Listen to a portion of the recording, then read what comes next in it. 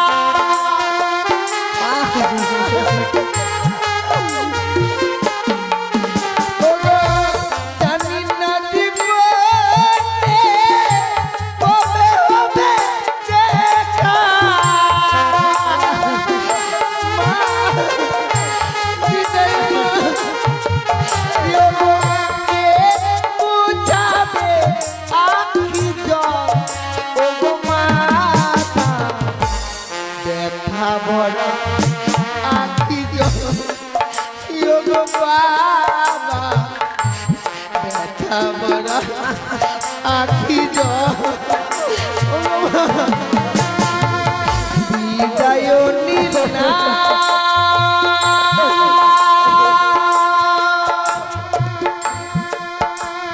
বিদায়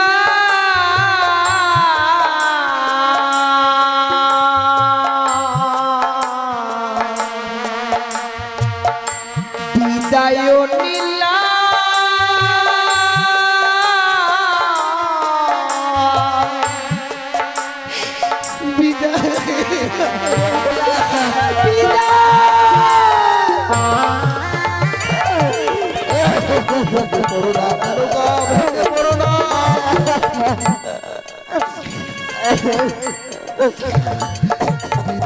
বেলায় সন্তানের জন্য যদি মা বাবা হয়ে এইভাবে যদি আমরা আমাদের নয়ন বাড়ি বর্ষণে করি, এতে যে সন্তানের জীবনে অমঙ্গল নেমে আসবে। তুমি কি বলতে পারো আমি মা বেহুলাকে ছেড়ে কেমন করে থাকবো? একদিন তোমাকে যেভাবে নিয়ে এসেছিলাম তোমার মা বাবার কাছ থেকে আমাদের কন্যাও আজকে ঠিক তাই আমাদেরকে ত্যাগ করে নিজ শ্বশুরালে চলে গেছে। দেখো দেখো মেনকা, আমাদের ছোট্ট নাবালিকা চার পেয়ারার পালকিতে চেপে ছুটে যাচ্ছে শ্বশুরালে। ওগো চলো আমরা পিছন থেকে আরেকবার আমাদের কন্যাকে পিছন থেকে আরেকবার দেখো।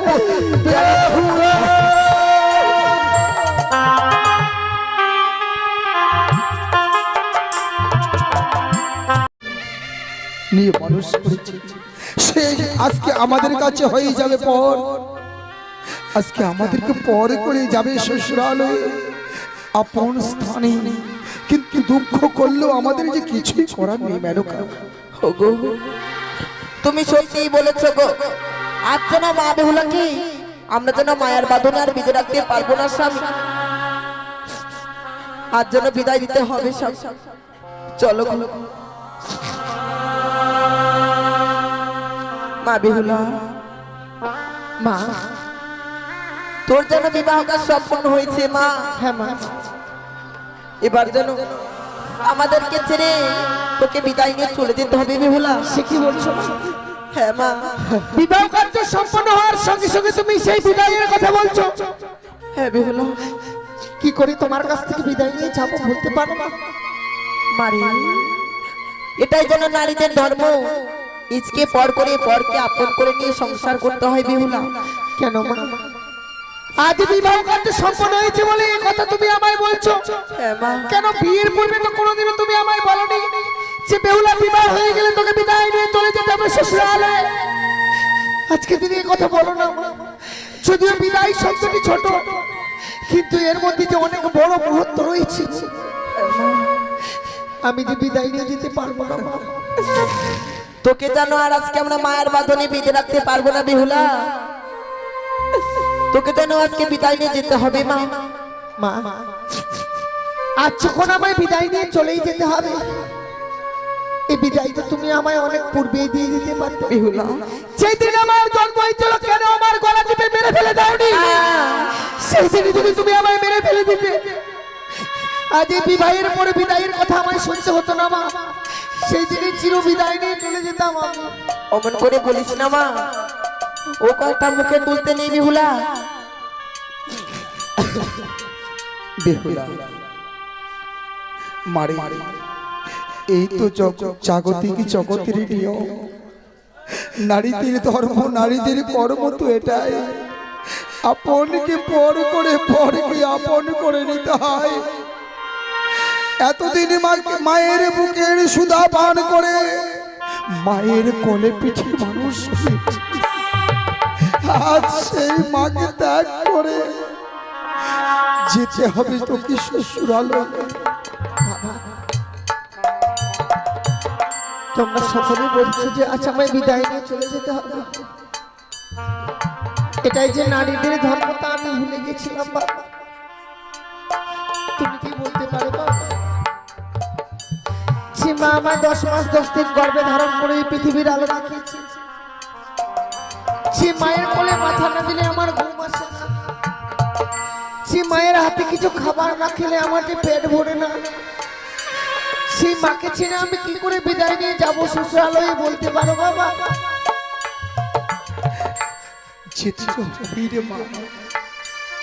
একটা কথা জানিস? হ্যাঁ বলো বাবা।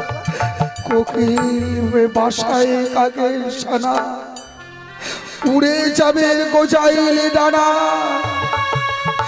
আজ তোর বিবাহ সম্পূর্ণ বলে শত চেষ্টা করলেও আর আমরা তোকে আগলে রাখতে পারবো না রে। তবে এই পৃথিবীর বুকে আমি ছিলাম সেই কোকিল ছাড়া যে কাকের বাসায় বড় হয়েছে।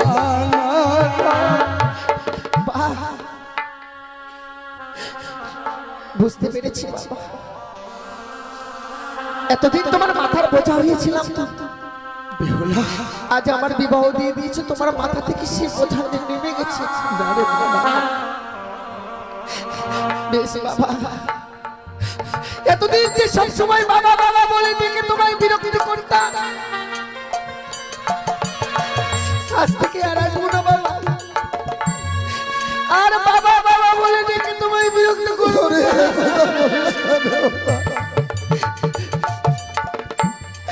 ময়না পাখির মতো সব সময় আমার সঙ্গে সঙ্গে থাকতে, বাবা বাবা বলে আমার বক্ষ মাঝে আসতে।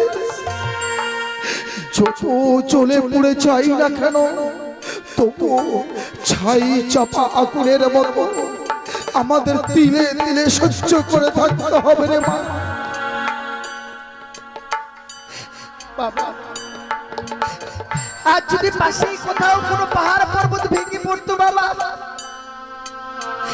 সেই পাহাড় পর্বত ভেঙে যাওয়ার আওয়াজ তোমার কর্ণ কুহুরে চলে আসতো, তুমি শুনতে পেতে। কিন্তু জানো বাবা, আচ্ছা না তোমাদের কাছ থেকে বিদায় নিতে গিয়ে আমার এই বুকের পাঁজরগুলো না ভেঙে যাচ্ছে। তবে কি তুমি আমার এই বুকের পাঁজরের ভাঙার কোনো আওয়াজ পাচ্ছ বাবা? মেনকা বুঝাও বুঝাও বুঝাও।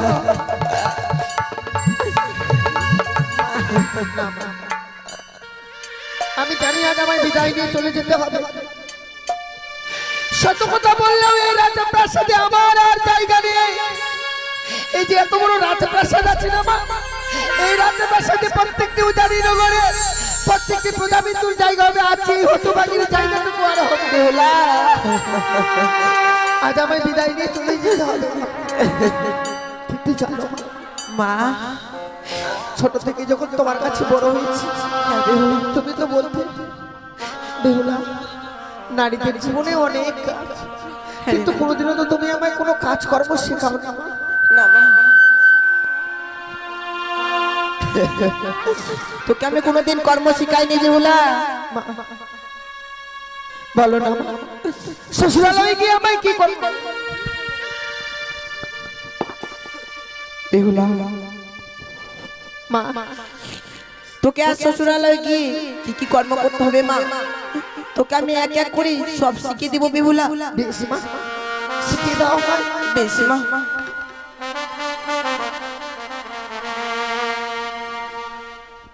ও বলি ও মা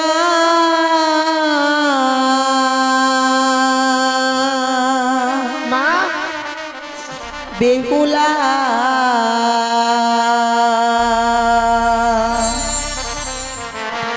ওই না জামা তুই বানিয়া আর কুলে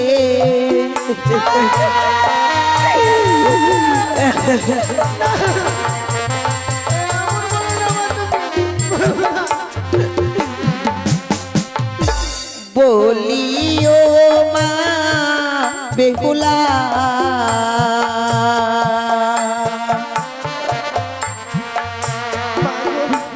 ওই না জামা তুই বানিয়ার কুলে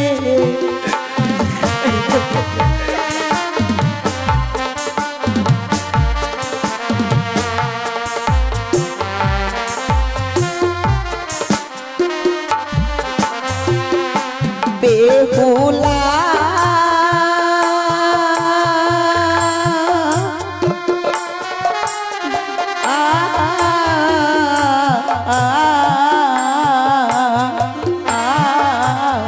সকাল বেলায় উঠে মাগো মাগো দিও ঝাড়ু ছাটিব আমি তাই করবো তাই করবো আরে সন্ধ্যা বেলায় মা বেহুলা সন্ধ্যাবেলা মা তুমি দেবে সন্ধ্যা বাতি এবা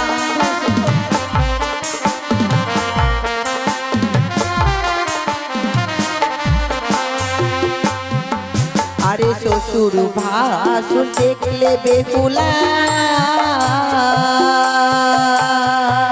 কি করবো মা মা তুই দেবে মাথায় ঘুমটা বল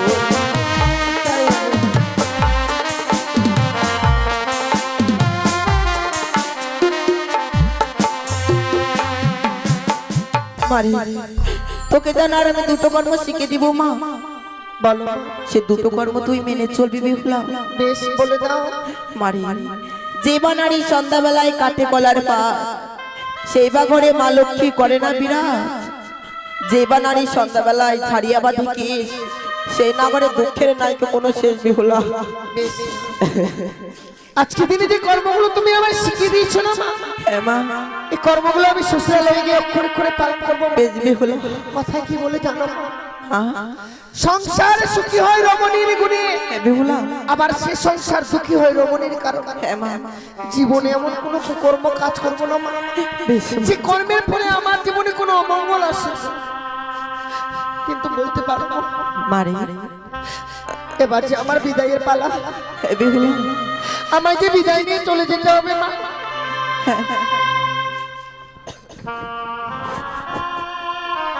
এই বিদায় কালে তোমরা আমায় প্রাণ ভরে আশীর্বাদ করো মা শ্বশুরালয়ে গিয়ে যেন স্বামীকে নিয়ে সারা জীবন ঘর করতে পারি আমি যেন তোমার মতো স্বামী সোহাগিনী হয়ে থাকতে পারি মা। বেহুলা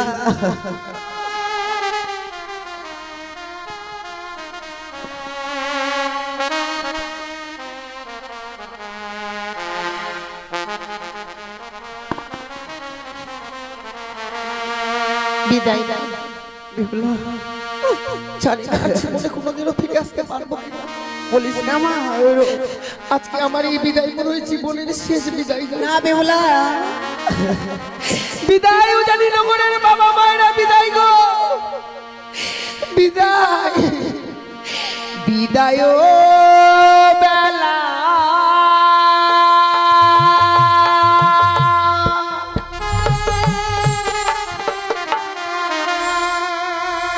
রেখে যাই গো বাবা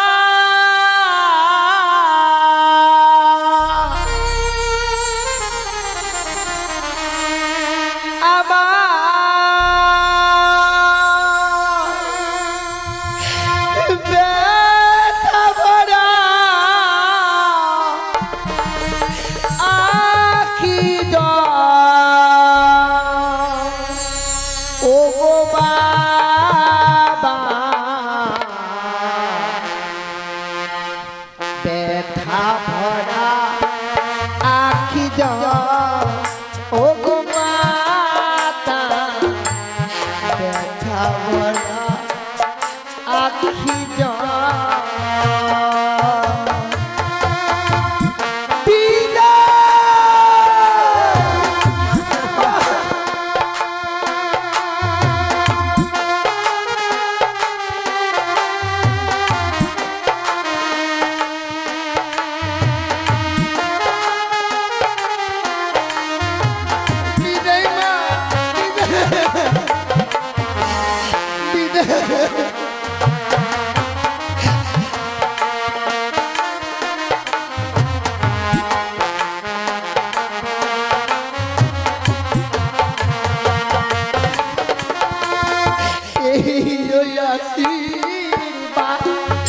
দাও মাগো মোরে আবার আসি যেন ফিরে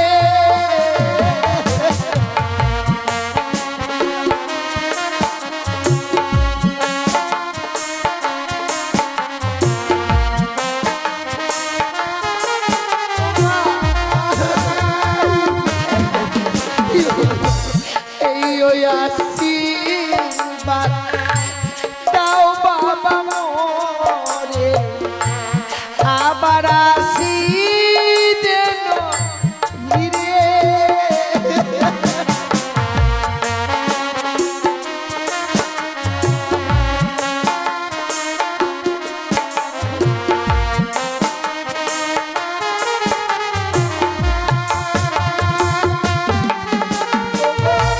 জানি না জীবনে কবে হবে দেখা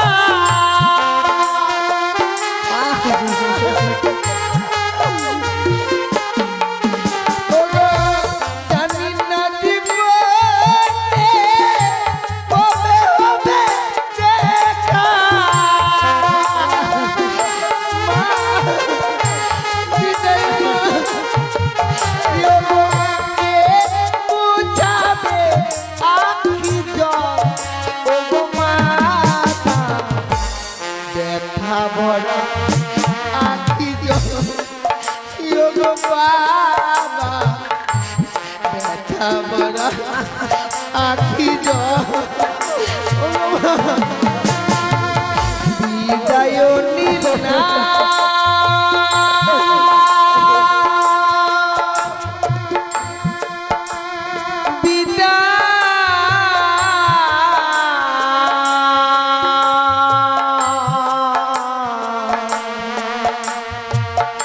বিদায় নীলা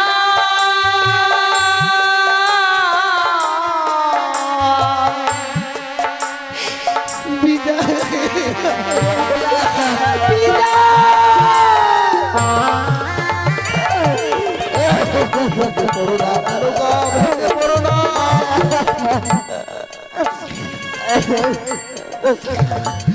বিদায় বেলায় সন্তানের জন্য যদি মা বাবা হয়ে এইভাবে যদি আমরা আমাদের নয়ন বাড়ি বর্ষণে করি, এতে যে সন্তানের জীবনে অমঙ্গল নেমে আসবে। ওগো, তুমি কি বলতে পারো আমি মা বেহুলাকে ছেড়ে কেমন করে থাকবো? একদিন তোমাকে যেভাবে নিয়ে এসেছিলাম তোমার মা বাবার কাছ থেকে ছিল, আমাদের কন্যাও আজকে ঠিক তাই আমাদেরকে ত্যাগ করে নিজ শ্বশুর হালে চলে গেছে। দেখো দেখো মেনকা, আমাদের ছোট্ট নাবালিকা চার পেয়ারার পালকিতে চেপে ছুটে যাচ্ছে শ্বশুরালে। ওগো চলো আমরা পিছন থেকে আরেকবার আমাদের কন্যাকে পিছন থেকে আরেকবার দেখো। বেহুলা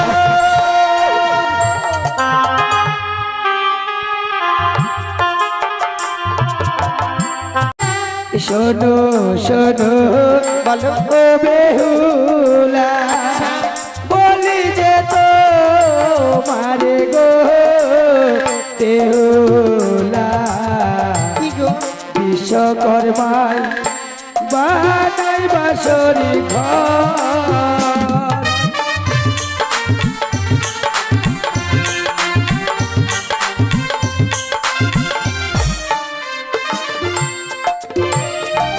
জানো কি এই বাসর ঘর নির্মাণ করেছে বিশ্বকর্মা। তাই বুঝছি। হ্যাঁ গো। ও গো পূর্ব দিকে দেখি না তো কিসের কন গো প্রাণ না দেখিতে সুন্দর লাগে গো।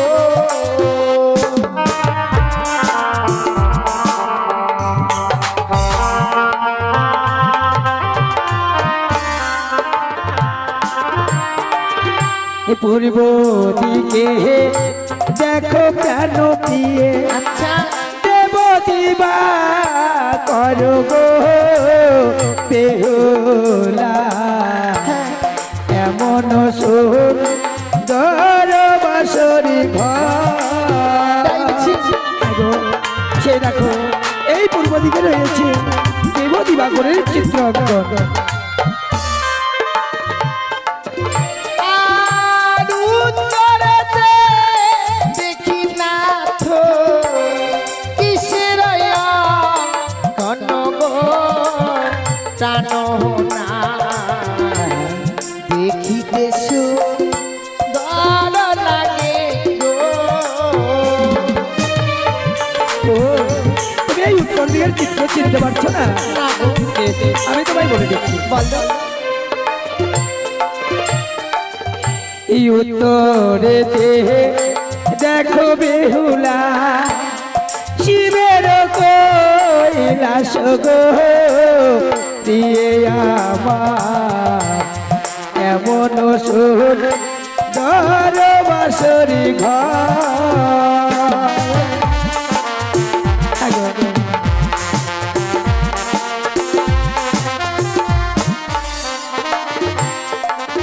ও গো চারিদিকে দেখি না তো কিসের কন গো প্রাণ না তাই নাকি?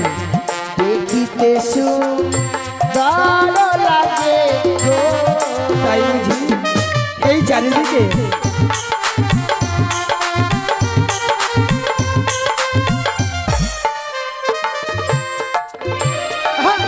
এই চারিদিকে দেখো বেহুলা দেব গদে রঙ্গন গো বেহুলা আচ্ছা এমন সুন্দর বাসরি ঘর।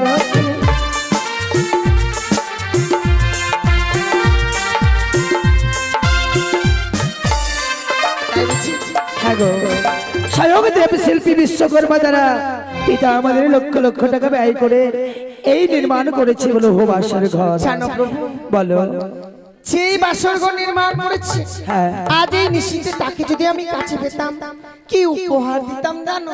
কি দিতে গো? ও গো তার যদি কাছে পেতাম দিতাম স্মৃতি পাতি গো। তাই নাকি?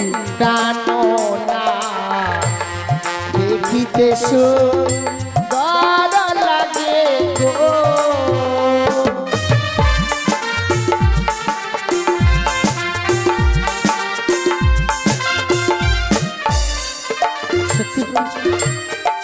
বেহুলা যে এই বাসর ঘর নির্মাণ করেছে হ্যাঁ তাকে তো আমরা কাছে পাবো না গো। তাহলে আমরা কি করবো জানো? কি আমরা যুগলে মিলে তাদের চরণে আমরা প্রণাম জানাবো। তাই বলছি তাই কি বলছি জানো? ওগো চলো চলো ও বেহুলা জানাবো প্রণাম গো প্রিয়ে আমার এমন সুন্দর বাসরি ঘর।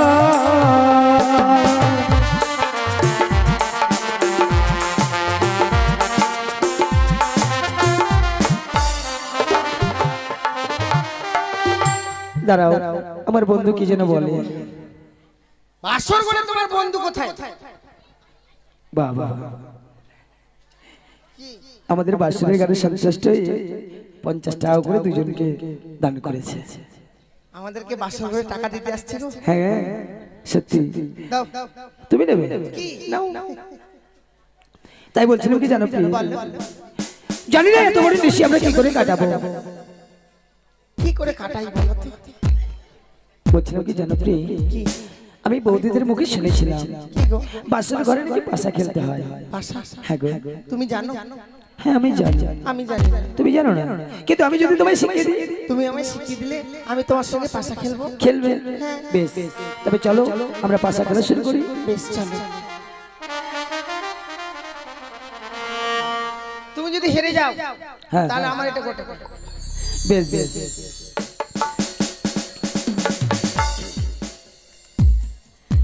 ওগো খেলিব খেলিব পাশা, দাঁড়াও। খেলিব খেলিব। কি গো? হেরে গেলে আমায় কি দেবে? ও তার মানে তুমি চাইছো পাশা খেলায় পণ রাখবে?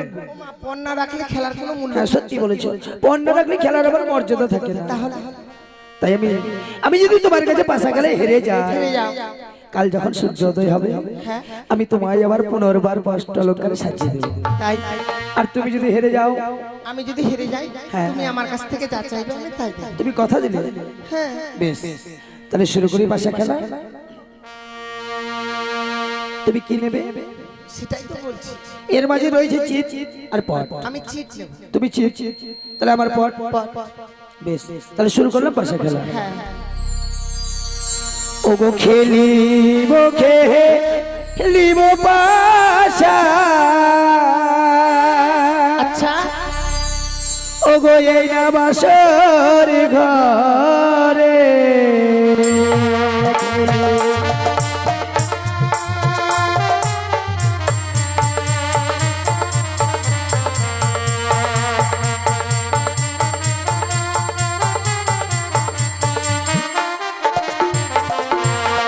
আর খেলিব খেলিব পাশা, এই না বাসরি ঘরে।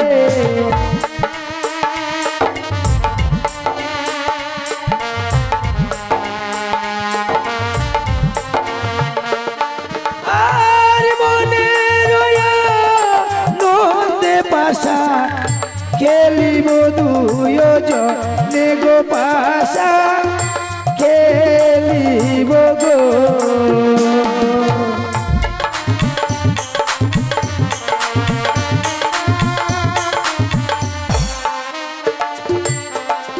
আর প্রথমে দান চালাবো আমি শিব শম্ভুর নামে।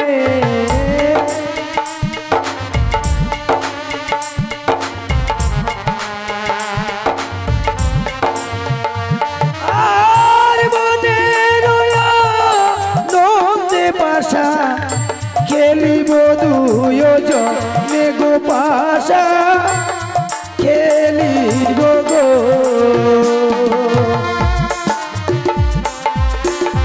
জয় শিব শম্ভু, জয় বাবা জয় শিব শম্ভু। জয় বাবা প্রজাপতি। দেখো দেখো, তুমি চিট চেয়েছিলে হ্যাঁ আর পট উঠেছে, তাহলে আমার জয়। হেরে গেলাম। হ্যাঁ, তাহলে এবার তুমি চালা। কি নেবে? আমি নেব পট। আমি বালি জ্বালাই পাশা, ধর্ম কর্মের নামে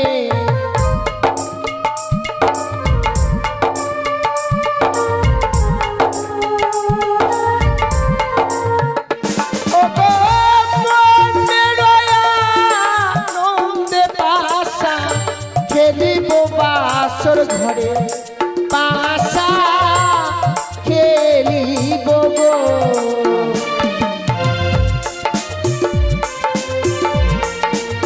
জয় আমার, জয় শিব শম্ভু, জয় শিব শম্ভু। এবার যেন তোমার জয় হয়েছে, এবার আমার জয় হয়েছে। তুমি চালিয়েছো। আমি আমার মন বলছে তুমি কিন্তু জাদু জাদু জানো। আমি যে জাদু করে নেবে। হ্যাঁ বেশ, এবার আমি চালাবো। দাও, বেশ, চালাও। এবার তুমি কি নেবে? এবার আমি পট নেব। পট নেবে? বেশ, তাহলে আমি চালাই। চালাও। ওগো তৃতীয় দান চালাবো আমার মাতা পিতার নাম।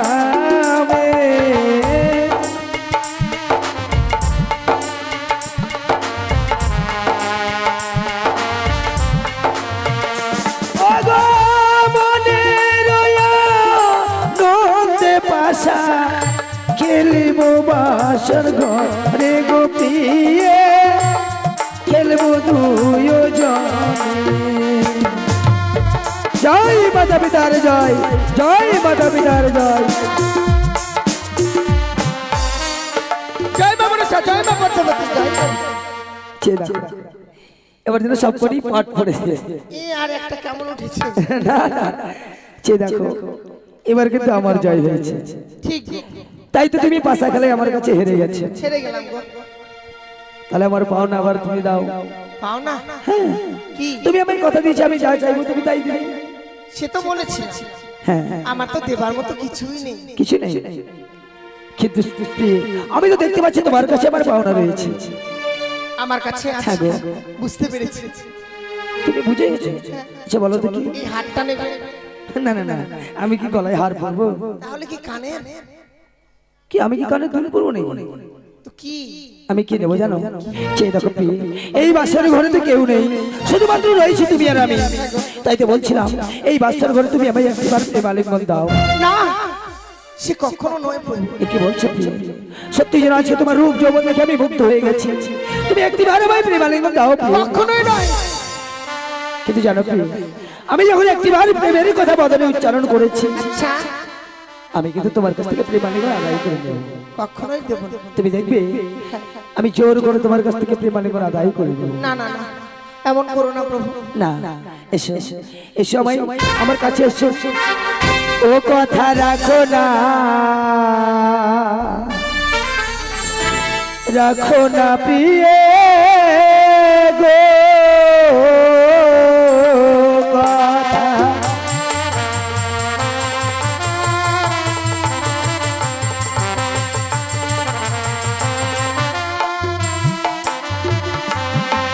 ও গো রাখো বচন আমার, আচ্ছা, তুমি সায়ের জিয়ারি যেন হানিল মদন কাম সহিতে না পারি কথা। এসো।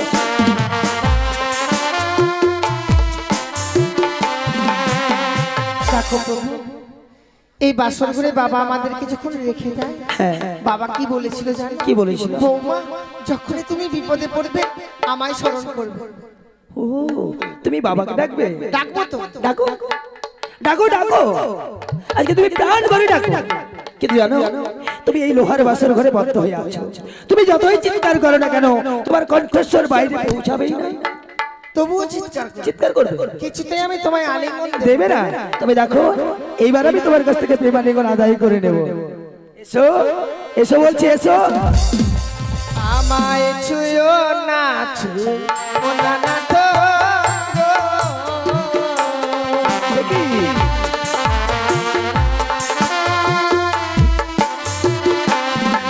তোমার হস্ত অঙ্গ ভারী, ও গো নাথ সহিতে নাই আমি পারি।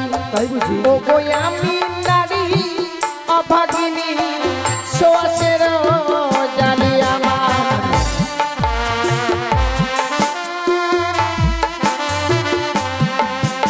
তোমার হস্ত অঙ্গ ভারী আমি সহিতে না পারি। আমি নারী অভাগিনী, সোয়াশের জানি। তাই নাকি? আমার এই নারীত্ব জীবনটা একটি শ্বাসের জালির সঙ্গে তুলনা। তাই নাকি? কিন্তু আমি কি বলছি জানো? কি? ও গো প্রেম জ্বালা বড়ই জ্বালা,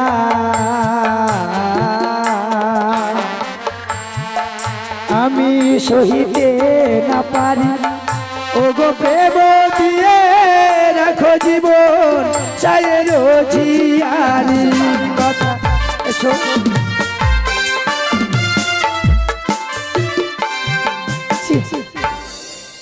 এত সুন্দর করে বুঝিয়ে বলছি, তুমি বুঝতে পারছো না? ও গো কাঁচা ডালি খেলে না তো, ও গো নাথ মুখে লাগে গো, আর পাকা ডালি খেলে না তো মুখ ভরা রসনা।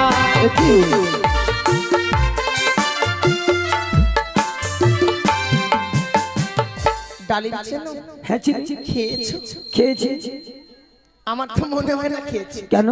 ডালিমটা যখন ছোট কাঁচা থাকে তখন খেতে কেমন লাগে গো?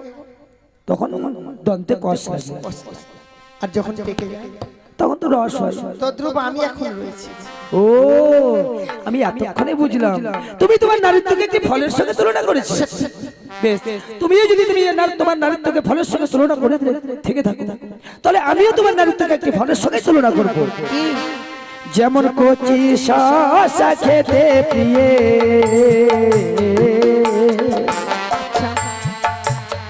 ও গো প্রিয়ে কতই লাগে ভালো, আবার সেই শসাটি পেকে গেলে আর না লাগে ভালো কথা।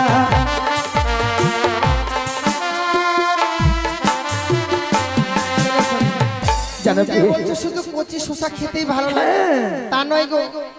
শসাটা যখন পেকে যায় কিভাবে খাই জানো? কিভাবে? চামচ। হ্যাঁ, রান্না করে খায়। হ্যাঁ, ঠিক বলেছো। তাহলে সেটাও তো ভালো তবে লাগে। তুমি জানো কি? কচি শসা যদি পেকে যায়, শসার যে একটি সুস্বাদ আছে সেটি কিন্তু শসার মধ্যে আর থাকে না। তাই বলতে বেশো না, তুমি আমায় প্রেমালিঙ্গন দাও। জানো প্রভু, বলো। এত ব্যস্ত হইও না। আমি কেন এই বাসর করে আলিঙ্গন দিতে চাই না জানো? কেন? ওগো যে বানালি বাসর ঘরে, ওগো নাথ গাই গোয়ালিঙ্গন, আর শাস্ত্রে প্রমাণ আছে বিধবার লক্ষণ। ও মা, বাহ, অতি চমৎকার। তোমার কাছে প্রেমালিঙ্গন চেয়েছি বলে তুমি শাস্ত্র দেখালে আমায়। কিন্তু বেহুলা, কি তোমার শাস্ত্র যদি এই বলে থাকে, বলে থাকে? আমার শাস্ত্র কি বলে জানো? ও তোমার আবার আলাদা শাস্ত্র? হ্যাঁ। কি গো?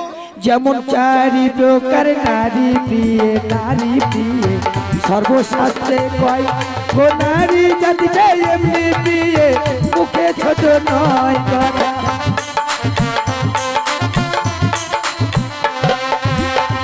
এটাই তো পুরুষ জাতির দুর্বলতা। কেন? যখন অন্যায় কথাটা ঠিক বলে দিবে কিনা তখন বলবে তুমি না আমার স্ত্রী, মুখের উপরে কথা বলছো, লজ্জা করে না তোমার? সত্যি তাই। আসলে তোমায় যুক্তি দিয়ে কথাটা বলছি বলে তুমি বলছো নারী জাতিরা মুখে ছোট নয়। কেন নারী জাতিরা কি মানব জন্ম পায়নি? পেয়েছি। তাহলে কেন মুখে ছোট হবো? তবে কথাই কি বলে তুমি জানো? করবে অন্যায় আর আমি মুখে ছোট হবো? তা নয়, সতীর নারীর প্রতি জীবনের সার পুজিতে এসেছ ভবে চরণ আমার। তাই তো আমি বলছিলাম তুমি একটিবার আমায় প্রেমালিঙ্গন দাও। তোমার আমি চরণ সেবা করবো, এসো। কিন্তু তুমি যা চাইছো তা আমি দিতে পারবো দেবে না? তবে দেখো, এবার তুমি আমার হাত থেকে পার পাবে না। এবার আমি তোমার কাছ থেকে প্রেমালিঙ্গন চিৎকার করবো। চিৎকার করো। বাবাকে ডাকো। এসো, এসো। ওগো হাসতে ধরি পায়ে পড়ি, ওগো নাথ ক্ষমা করো মরে, এই নিশি প্রভাত হলে আমি যে তোমারি।